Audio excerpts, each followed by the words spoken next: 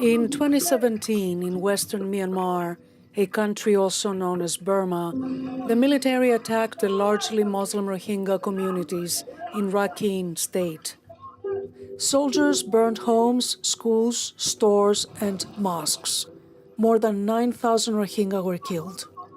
Burma's Path to Genocide, an exhibition at the United States Holocaust Memorial Museum in Washington, describes the plight of the Rohingya in Myanmar through videos, pictures, personal accounts, and historic documentation.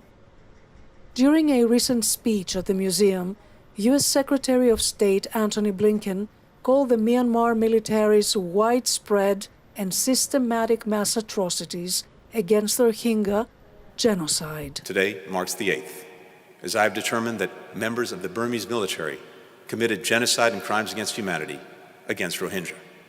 Well, I think the determination by the U.S. helps guard against genocide denial. It sets a record.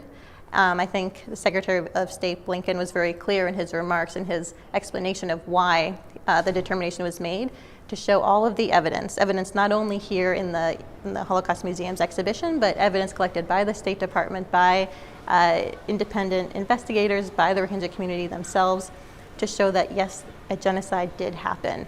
According to the United Nations Refugee Agency, since 2017, about 900,000 Rohingya have fled their homes in Myanmar's Rakhine State and found refuge in Bangladesh. In their testimonies, Rohingya survivors describe losing their children, husbands, and parents.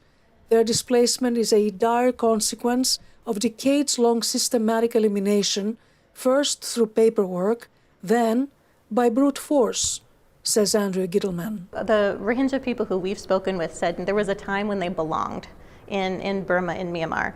And they were, they worked as civil servants, they worked as teachers, they were allowed to go to university, they were allowed to access rights and opportunities within the country just as other people would. And yes, they were a minority in terms of their ethnicity and religion, but they were not treated the way that they were later on in the 20th century. Gradually, Gittleman says, Myanmar's military regime chipped away at the identity of the Rohingya. Authorities in Myanmar confiscated their national ID cards.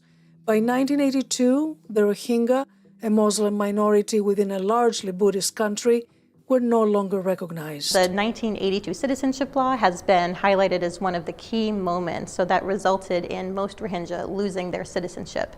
And then now, as a stateless group in the country, they said that formed the foundation for then more acts of discrimination, of persecution. The Rohingya, who fled the persecution, now live in cramped refugee camps in Bangladesh, unable to move on, many falling victims to traffickers. Noor Mohammed is one of the refugees hoping to escape the camp for a better life.